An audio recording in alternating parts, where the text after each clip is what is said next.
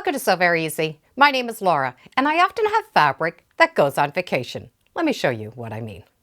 This fabric has been sitting on my shelf for over 2 years. It was supposed to be a quilt, but as you can see, I did not get the quilt done. So I would have to say the fabrics have been on vacation. So their vacation is now over, and I'm going to make them work. And I'm going to work them into a table runner. I'm going to be able to get a lot of use out of this table runner. It could be used for Valentine's Day, it could be used for an anniversary, a birthday, or just an occasion to put some beautiful flowers on top of the table. This fabric was put out by Timeless Treasures, and it's called Glamour. And this big floral print is 3/4 of a yard.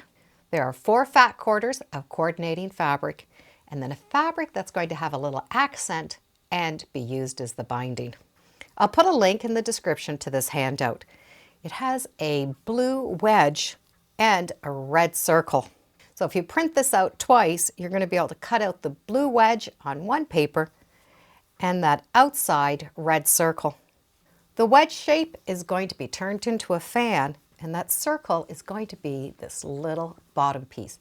This is what's going to go on each end of the table runner. So this large fabric is going to go in between, and the fan is going to go on each side. The fan consists of 8 of these wedge pieces, and they're stitched together. The centerpiece is just 2 put together, but it makes it look like a larger piece. You can use 8 different fabrics, 2 different fabrics, or 4 different fabrics. And you can change the variations in any way you want. You could do the fans every other color. You can have each fan blade a different color, or you can balance them off and do 4 on one side and 4 on the other. There are a lot of different possibilities for the layout of this fan. The easy part of the fan is we don't need to join up any centers, so we don't have to worry about that fan coming to a point. This nice half circle is going to cover it. The length of this fan is 9 inches, so we need to start with 9-inch measurements. If you're cutting 2, a 9-inch square will do it. If you're making more than 2, you might need to do a 9-inch strip. I'm going to show you how to do this on a lighter piece of fabric because it will be very hard to see the marks on a darker piece. We need to start with a piece that is 9 inches. This 9-inch wedge is going to fit in that 9-inch piece. The easiest way is to draw your pieces first and then cut them second. The top and the bottom will fit perfectly on those cut edges. Draw that shape onto your fabric. Drawing that line will now give you your cutting shape. If you have the wedge in one direction, you're going to be able to turn it around and do the wedge in a second direction. And the edges can match up. So now you only need to draw 1 more line. If you need more than 2, you will just continue to draw how many you need. If you're having only 2, a 9-inch block will give you the 2. If you're needing 4, you'll need about 15 inches. Now we can use those lines to cut. There's no guesswork involved because the lines are there ready for me. Each side will need 8 wedges. From here you can have some fun and try different layouts. Once you've decided on the arrangement, you're going to be able to sew these pieces together. Very simply, match up the edges and sew a 1/4 inch along the one side. As you go along, you can take those seams and press them open and flat towards the back. That's going to give you a nice smooth look up at the top. You can place those wedges back into order, match up your edges, and stitch your 2 1/4 inch seams. And press those seams open and flat. The next is sewing that final wedge together. If all of those little intersections don't match exact, it's fine because this is going to be covered with a half circle. The circle is a 5.5 inch circle, and that's that solid line. This dotted line is going to give you a seam allowance. If you choose to use the seam allowance on your fabric, then you can cut out 2 of these circles. But I find it's easier if you just eyeball the seam allowance. So you can just cut out this circle right along the solid line. Now take this circle, put some glue on it, and fold it in half. So you're gluing the circle into a half circle. This is now giving you a thicker piece of paper to work with. With this half circle, I'm just going to place it down on my fabric, just with my scissors, cut around the outside. I'm going to leave a little bit in the bottom and just cut this out, and it's going to be cut out very roughly. I'm going to have this big seam allowance. It's fine, it's all going to work out. I want to starch the outside, and spray starch or a starch alternative is going to work. And I'm just doing a row of starch. Put the fabric in the middle, then take your iron and fold that fabric right up against that paper. The paper is sort of going to work as a guide, and just hold that iron there for a minute until that starch dries. Just keep going around. When you take that paper out, you'll have the curve the same as the outside of that edge.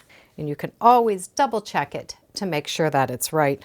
Press a little bit from the front side to make sure that the seams are all nice and flat. So I have quite a big seam allowance along this edge. This piece is going to fit in this center.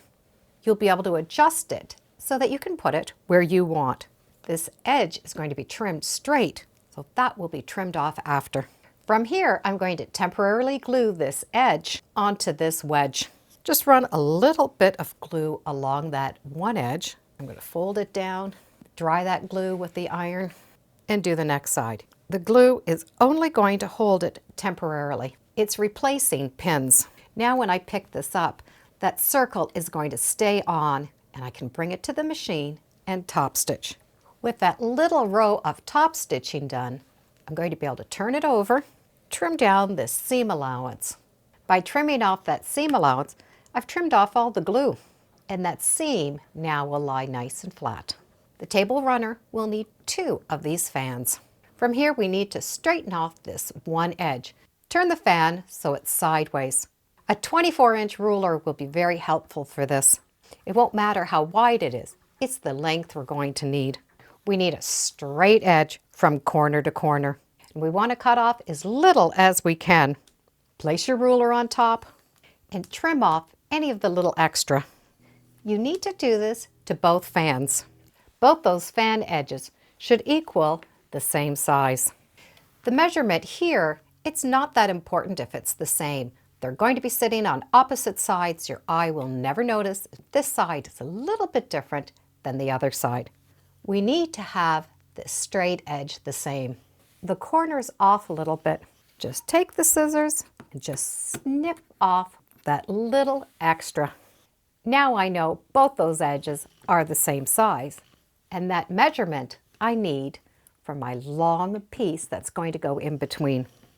In my case, I have 22 3/4 of an inch. Depending on your seam allowance and how much you've pressed this, yours will be a different size. I can now cut this nice long piece of fabric that's going to go in the center.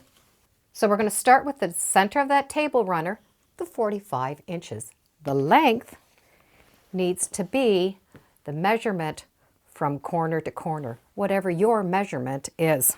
In my case, I need 22 3/4 of an inch. This table runner is going to be very long. We have the fans, and they equal at about 11.5 inches. So we have that on both sides, and we have that long piece, which works out to be about 44 inches once we've cut off the selvage. So from here, you can adjust the size by cutting that length shorter. It won't matter how much you cut off. You're going to be able to just cut off some extra to make it the length that you want. Once you've decided on the length that you want, you can sew those fans right onto that edge. Put the fan on both sides, matching up those straight edges, and stitch a 1/4 inch. Once the fans are stitched on, press those seams going towards the body of the table runner. I now have a nice long table runner. And it won't matter what size you do that centerpiece. That will be a personal preference. I'm going to quilt this just like I would a regular quilt, layering my 3 layers. And to speed this up, I'm going to do an all-over quilting pattern. Once it's quilted, I'm going to be able to just round those edges and put the binding on. This is a fun table runner to make. You can make it in many different fabrics, so it can match many different seasons. You could also make it reversible, so you would get 2 for the price of 1. I do hope you give it a try, and thank you for joining me today on Sew Very Easy. Feel free to subscribe, and as always, come on back. Let's see what we're sewing next time in the sewing room. Bye for now.